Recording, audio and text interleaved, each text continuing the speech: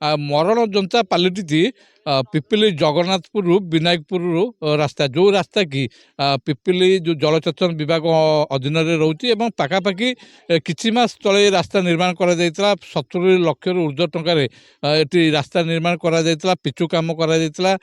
ପାଖାପାଖି ଯେଉଁ 500ରୁ ଉର୍ଦ୍ଧ୍ୱ ଲୋକମାନେ ଦଶଖତ ସମ୍ବଳିତ ଗୋଟେ ଅଭିଯୋଗ ଜିଲ୍ଲାପାଳଙ୍କ ପାଖରେ ପହଞ୍ଚିଥିବା ପରେ ପରବର୍ତ୍ତୀ ସମୟରେ କାର୍ଯ୍ୟ କରିଥିବା କଥା କୁହାଯାଉଥିଲା।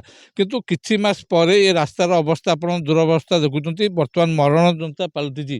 ଖାଲ କମାରେ ଗୋଟେ ସମ୍ପୂର୍ଣ୍ଣ এই ରାସ୍ତା ସମ୍ପୂର୍ଣ୍ଣ ଭର୍ତ୍ତି ରହିଛି ଏବଂ ବିଶେଷ କରି ଯଦି କହିବା ଯେଉଁ ଜଗନ୍ନାଥପୁରରୁ ଯେଉଁ ରହିଛି ବିନାୟକପୁର ରାସ୍ତା, ଏ ରାସ୍ତାର ଦୁରବସ୍ଥାର ମୁଖ୍ୟ କାରଣ ହେଉଛି ବେଆଇନ ବାଲି ଯେଉଁ ଚାଲାଣ କରାଯାଉଛି। ବେଆଇନ ବାଲି ଘାଟକୁ ନେଇକି ଯେଉଁ ଶହ ଶହ ସଂଖ୍ୟାରେ ଦିନକୁ ଯଦି କହିବା ଶହ ଶହ ସଂଖ୍ୟାରେ ଟ୍ରାକ୍ଟର ହେଉ ଜେସି ହାଇୱା ହେଉ ଏଇ ରାସ୍ତା ଦେଇ ଯାଉଛି ଏବଂ ରାସ୍ତାର ଦୁରବସ୍ଥାକୁ ଆପଣ ଦେଖନ୍ତୁ।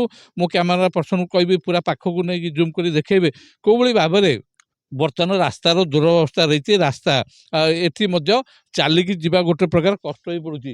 ବିଶେଷ କରି ଯଦି କହିବା ଯେଉଁ ଗାଡ଼ି ମଟର ଏ ରାସ୍ତା ଦେଇ ଯାତାୟାତ କରୁଛି, ଏ ଗାଡ଼ି ମଟର କଥା ଯଦି କ'ଣ କହିବା ନ କହିବା ଗୋଟେ ପ୍ରକାର ଭଲ। କାରଣ ଏଠି ଯେତେବେଳେ ଗାଡ଼ି ମଟର ଯାତାୟାତ କରୁଛି କୋଉଭଳି ଅବସ୍ଥାରେ ଏଠି ଗାଡ଼ି ମଟର ଯାତାୟାତ କରୁଛି ଆପଣ ସିଧାସଳଖ ଦେଖୁଥିବେ। ଏଇ ଦେଖନ୍ତୁ ଯେଉଁ ଅଟୋ ଆସୁଛି, ଅଟୋ ମଧ୍ୟ କୋଉଭଳି ଭାବରେ ଏଠି ଯାତାୟାତ କରୁଛି। ଯେଉଁ ରାସ୍ତାର ଦୁରବସ୍ଥା ଦେଖୁଛନ୍ତି, ଏଠି ଚାଲିକି ଯିବା ମଧ୍ୟ ଗୋଟେ ପ୍ରକାର କଷ୍ଟ। ଯଦି କିଛି ପଥଚାରୀ ରହୁଛନ୍ତି ତାଙ୍କର ପ୍ରତିକ୍ରିୟା ନେବାକୁ ଚେଷ୍ଟା କରିବା। ମୋଟା ଟିକେ ରହିବେ କି ଏ ଯେଉଁ ରାସ୍ତା ଯେଉଁ ଯାଉଛନ୍ତି କେମିତି ରହିଛି ଆଉ ରାସ୍ତାର ଅବସ୍ଥା କ'ଣ ରହିଛି? ସେଥିରୁ କଣ ମିଳିବ କହିଲେ ବାଡ଼େଇବାକୁ ଗୋଡ଼େଇବେ।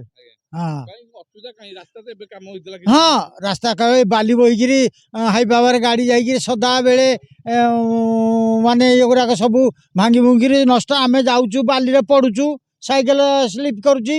ଆଉ କାହାକୁ କହିବୁ? ବାଲିଘାଟ କିଛି ସରକାରୀ ଭାବେ ବାଲିଘାଟ ନିଲାମ ଦିଆଯାଇନି, ଆଉ ଚାଲୁଛି କେମିତି କହୁଛନ୍ତି ଆପଣ? ସେ ଜାଣିଥିବେ ତାଙ୍କର ସବୁ। ଏବେ ଲକ୍ଷାଧିକ ଟଙ୍କାରେ ବର୍ତ୍ତମାନ କାମ କରାଯାଇଥିଲା ଏ ରାସ୍ତାରେ ଯିବା ଆସିବା କଷ୍ଟକର ହଉନି ଆପଣ? ହଁ, ଆମେ ପଡ଼ୁଛୁ, ମାନେ ସାଇକେଲ ଯାଉଛୁ, ସାଇକେଲ ସ୍ଲିପ୍ କରୁଛି। କ'ଣ ପଦକ୍ଷେପ ହବା ନବା କଥା ସରକାର? ଏଠି ତ କୌଣସି ଲୋକ ସମସ୍ତେ ଡରିକି ରହିଲେ, ଆଉ କହିବ କିଏ ଯାଉ? ତଥାପି ଆମେ ଯିବା ଆସିବାରେ ସେ ହାଇ ପାୱାର ବାଲାକୁ 106 କହିଥିବୁ, ବାପା ତୁମେ ରହୁଛନ୍ତି ସ୍ଥାନୀୟ ବିଧାୟକ, ସିଏ ମଧ୍ୟ ହସ୍ତକ୍ଷେପ କରିବା କଥା।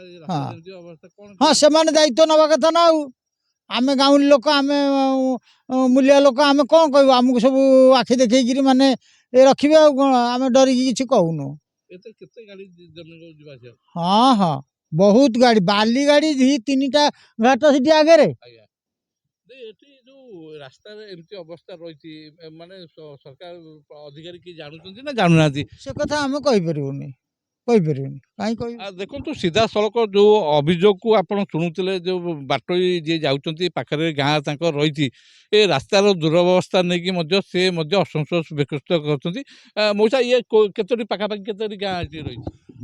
ଏଠୁ ଉତ୍ତରା ପର୍ଯ୍ୟନ୍ତ ହାରାହାରି ଗୋଟେ ଯୋଡ଼େ 3ଟା 4ଟା ପାଖ ଯାକ ଗାଁ, ଆଉ 8-10ଟା ଗାଁ ହବ।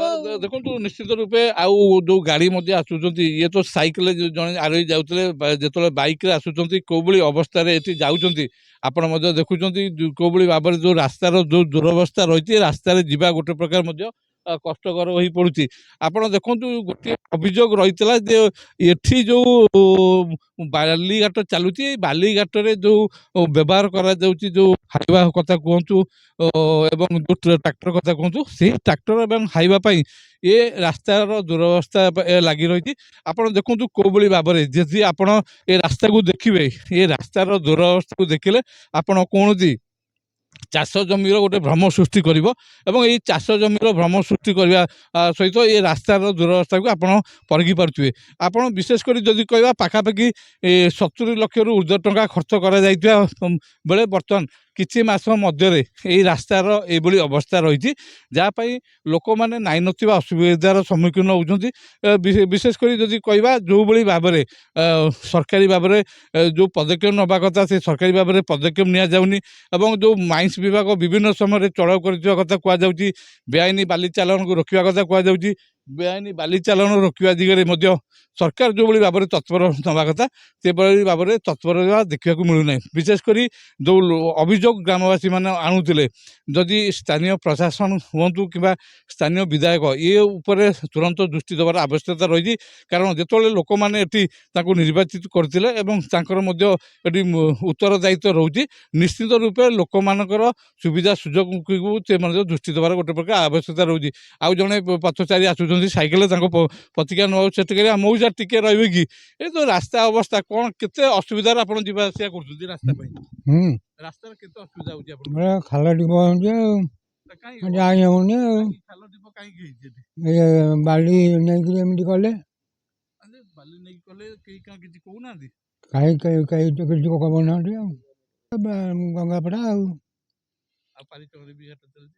ପାରିବାରେ ସିଏ ଇଆଡ଼େ ତାପ ନାହିଁ ତାର। ଆଚ୍ଛା, ଏଇ ରାସ୍ତା ଦେଇ ଆପଣଙ୍କ ଯୋଉ ଅସୁବିଧା କେତେ ହଉଛି ଯିବା ଆସିବା କଲା ବେଳକୁ? ଅସୁବିଧା ତ କାଦୁଅ ଆଉ ଯିବା ଆସିବା କରିବାକୁ ଏବେ ଟଙ୍କା ଖର୍ଚ୍ଚ କରି କାମ ହେଇଥିଲା, ଆଉ ସେତ ବାଟ ଖରାପ ହେଇଗଲା ସବୁ ବାଲି ନେଇକି ଘାଟ ଯେମିତି ଚାଲିଲାଣି କେବେଠାରୁ? ମାସେ ଖଣ୍ଡେ 1.5 ମାସ ଖଣ୍ଡେ ହବ। ଦେଖନ୍ତୁ, ସିଧାସଳଖ ଯେଉଁମାନେ ରହିଥିଲେ, ସିଧାସଳଖ ସମସ୍ତଙ୍କର ଗୋଟେ ଅଭିଯୋଗ, ଏ ବେଆଇନ ବାଲିଘାଟ ପାଇଁ ଏଭଳି ଅବସ୍ଥା, ଦୁରବସ୍ଥା ରାସ୍ତା ରହିଛି। ଏ ରାସ୍ତା ମରଣଯନ୍ତା ପାଲଟିଛି।